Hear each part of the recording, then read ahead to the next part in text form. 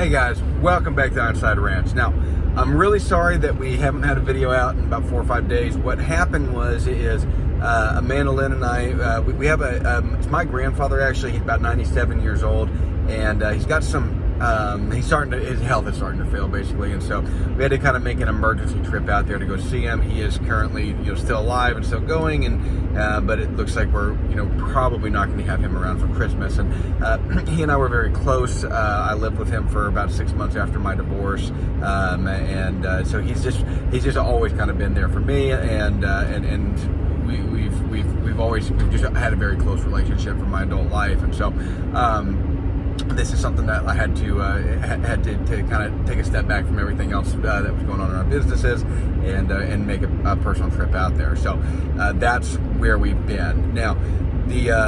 So just to kind of keep y'all updated, so would definitely appreciate y'all's prayers on him, but and he unfortunately does not know Christ, and so that's always a big concern of ours too. So definitely would really appreciate y'all's prayers on that.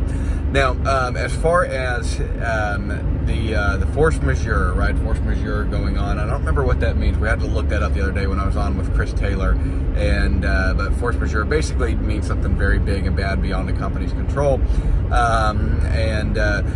The Nord Stream pipeline, I guess basically it's the oil supply company that gets the oil and refines it and then sends it out and distributes it.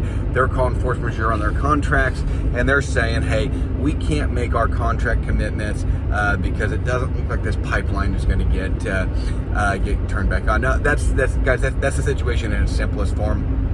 I am sure there are more complicated externalities here that somebody in the comments might be very smart on. If you are, please post them and educate us all on what you know. But I'll post the article from Zero Heads down there so y'all can see this. But for those of you that have never worked in manufacturing, anytime you work in manufacturing, there's scheduled maintenance on things. And so I worked in auto manufacturing for a little bit when I got out of the Army. And in auto manufacturing, about every December at Christmas time, and then about every July for 2 weeks, both times, they basically shut everything down. They go through, they rebuild servos, they work on the lines, they do a bunch of scheduled maintenance to them. So the maintenance crews don't get that time off, but the guys, the factory workers that work the lines, will usually get some time off. There may be an opportunity for overtime for a few people, but as a general rule, everybody gets no pay time off. So they always call it no point, no pay, because there's no point counting against you for an absenteeism, but you also don't get paid for it. So it's basically an unpaid vacation for everybody. Salary guys are beneficial because they salary guys. I was on salary, and so we got paid for it. So we were in a little bit better situation. But if you're on salary, you get to get paid for it, and so that tends to be a benefit to you. But bottom line is that all manufacturing facilities, all facilities at some purpose, have to have these things happen, whether it's for inventory, whether it's for scheduled maintenance. They just have to rebuild things and get things set back up so that they can stay in production. Machinery breaks down over time. It's finicky, it has problems, and so just from time to time, it has to be rebuilt and repaired. And that was what was going on with the Nord Stream pipeline. Basically, they shut it down for, I believe it was 10 days. They shut it down to do some scheduled maintenance on it. And one of the concerns was, is Russia going to open this pipeline back up? And that's been on the minds of people for about 2 months now. Everybody's been like, well, are they going to open this back up? What are we going to be dealing with here after that shutdown? It's really a perfect time for them to say, hey, we're just not going to start pumping the gas again. So, and so anyways, what it looks like is happening is that July 22nd, I believe, was the date of the force majeure to take place, and so this is the time that, although the force majeure is retroactive, so it's going to go back to contracts all the way in June. And then if you don't know how that works, basically these supply companies that receive the fuel or the gasoline or the natural gas, whatever it is, they receive it at the end. and they either are responsible for refining it or delivering it, and they have contractual obligations, and they're saying beyond due to circumstances beyond our control, i.e. the pipeline was shut down, we cannot meet our contracts. That's where the force majeure comes in. So there may or may not be a penalty in their contract written for that. Probably not. Probably that force majeure, I would think, allows them out, but depends. Some contracts are written with an act of God clause. But anyways, so it really depends on what's going on there. So I'm sorry, guys. I know we're in the car today again, so I know it might be a little bit loud in here for you. But anyway, so it doesn't look like Russia's going to turn this back up. And so what are we looking at? Well, we're looking at where is that oil and that gasoline going to go? It's going to go to somebody else, or it's going to stay internal to Russia, or it's going to go to their strategic reserves. There's a lot of things that can happen with it, and the question is how much is this going to affect us as a international unit of energy? Okay, so it takes so much energy to heat, cool, transport, all that for the world, and by and large, that is still done with fossil fuels. And fossil fuels make up the majority of electricity of obviously our vehicles still, delivery services, boat transportation, train transportation, and so the fossil fuels there are going to put an increased demand on them globally, and that increased demand globally is going to end up causing problems, and because we're going to have an increased demand and we have a lower supply, that is going to, or that supply is going to the BRICS nations, which is certainly possible that they'll just reroute to some of the BRICS nations as they try to increase the strength of their currencies, or their fiat currencies. Those BRICS nations will continue to increase in strength in this secondary economy, right? Like right now in this world, we have two economies. We have the BRICS nation, and we have the, I'm at a stoplight, by the way, that's why I'm using both hands. We have the BRICS nation, and we have the euro, the US dollar, the Dixie, it's called the Dixie nations, right? So the ones that where the euro and the dollar on the index. And so, they may sell to some of those more BRICS nations, and that might be one of their options. But by and large, what it looks like is that Europe is going to continue to struggle to get those fossil fuels. And we know that the Biden administration just went over to Saudi Arabia. Basically, that was a big fat no from the Saudis as far as increasing any trade there for oils. And so there's some trouble in the water right now. The oil demand, it's interesting when you look at the charts for like oil and gas demand and stuff like that. So natural gas increases drastically in the wintertime, where the oil increases in the summertime because people are traveling and that sort of thing, and travel and leisure takes up a big portion of that. But it looks like we're headed towards probably a pretty harsh winter for some people. Now is the time, guys, to start getting ready. And we've always talked about this, that we are not preppers. We are homesteaders, and there is some overlap there, and you have to be prepared for things. And so, if you're not getting ahead of the food and the energy crisis that's coming, then you're burying your head in the sand. And I want you to think about this with food, right? So we've talked about all the shortages with food coming up. Do you guys know what it takes to dry your grains? When grains are stored, if they're not dry to a certain percentage point, and if somebody knows that percentage point, post it down below. I can't remember now what it is. For some reason, 7% is ringing in my mind, but that may be way off. I don't remember. I've never been involved with that side of manufacturing. I worked with sugar beets when I was helping with farms and stuff in Idaho. So I never worked on a grain farm, doing corn or sorghums or grasses, wheat, stuff like that.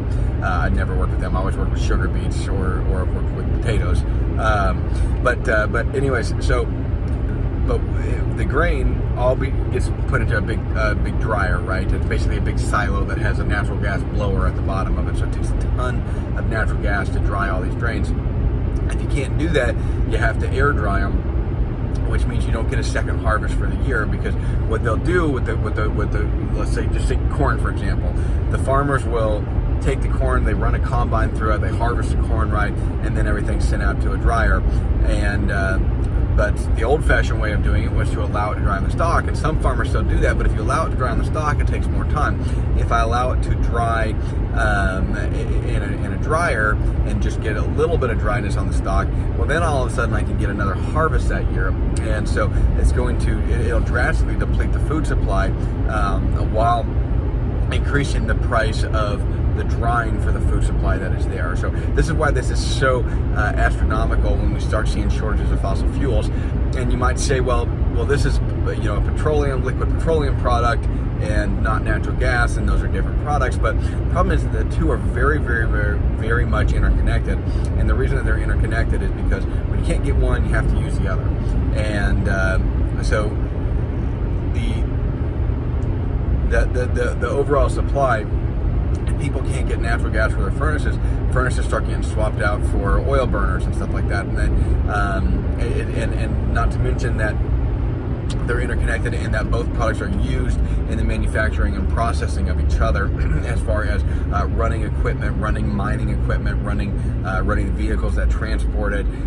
So there's a lot of overlap there between the two, and so that causes the issue to get exacerbated. So this is why I say, guys, you need to be getting ready if you're not. You need to be making sure that you have a year or two's worth of food on hand, or be working towards it. It takes a while to build it up. We're not there. It takes a while to build that up. It's not, and especially unless you have a lot of money to throw at a problem, it takes some time to do it. So if you're not planning for some fuel issues, right? So if you're relying on a fuel burning stove of some sort, whether it's an oil burner or a boiler or a natural gas furnace, whatever it is that you're relying on, might be time to be looking at a backup, guys. Wood stoves, a lot of wood stove manufacturers are back ordered a year, and so you're already going to have a problem. You can find some used on Craigslist periodically, but fireplaces are not efficient. You have to have a wood stove if you want to make it efficient and really heat a house. Fireplaces, you lose so much out the chimney. They burn through a lot more wood. It's unbelievably inefficient. So you want to make sure that you have a way to heat yourself this winter. Guys, that's all I have. This is continually getting more and more concerning. So just be careful out there. Stay vigilant on things, and keep checking. Keep the food supplies. Keep increasing what you're storing. Get those products that are either going to be hard to get or more expensive. And at the end of the day, guys, everything's getting more expensive. I was talking to my dad about this the other day. In the 1970s, when inflation was 10%, 11%, real inflation, that was an actual CPI number instead of our artificial one now. When the CPI was 10 and 11%, if you knew you were going to need it, you bought it because you knew it was going to be 10% more next year. So, regardless of the cost of manufacturing and everything, if everything stayed the same, it would cost you 10% more. But then you get into the wage price spiral, and everything goes up. So, bottom line is, guys, make sure you get this stuff taken care of, and get your food, get your supplies in order, and make sure that you're having some preparation for a winter coming up. As far as from an investment standpoint, I'm not an investment specialist, but I'm keeping my eyes on what the elites are doing and where they're putting their money. Nancy Pelosi's husband, we all just saw that whole crooked thing come out there where he bought a bunch of stock. I'm seriously looking at the stock that he was buying. I'm gonna take the cues from the guy that has made a lot of money. Sit with those. I got it. It's a corrupt deal, but he's not going to get charged with anything. It doesn't matter. Nothing's going to happen there. So we might as well take what we can from it and learn from it. And so I'm seriously looking at those stocks to see, hey, is this something I want to purchase? Follow what the elites are doing, whether you agree with them or not, whether you think that what they're doing is the right way because they're using their position to manipulate markets. You have to stay with the market manipulation, and so follow what they're doing, and follow the fact that they're putting money in oil companies, they're putting money in gold and silver, they're putting money in certain types of technology, and I think that if we follow those trends, we're thinking like the 1%. Doesn't mean we have to be corrupt like them and use a position of authority to gain an advantage in the market. But it does mean that when we see those signs of a market shift, regardless of the reason for the market shift, we need to jump on it. And the signs of the market shift could very well be Washington's manipulation of the markets, and so we need to make sure that we're taking advantage of that. Guys, I really appreciate y'all watching. I'm sorry we haven't had a video out in a couple days. We will have videos coming out. They will probably be a little bit late in the day. I always try to get them out at 6:30 in the morning, but I'll have them probably later mornings for the next couple of videos here until I get caught up on some of my footage. So we will catch y'all tomorrow morning sometime. Thanks again for watching, y'all. I really appreciate it.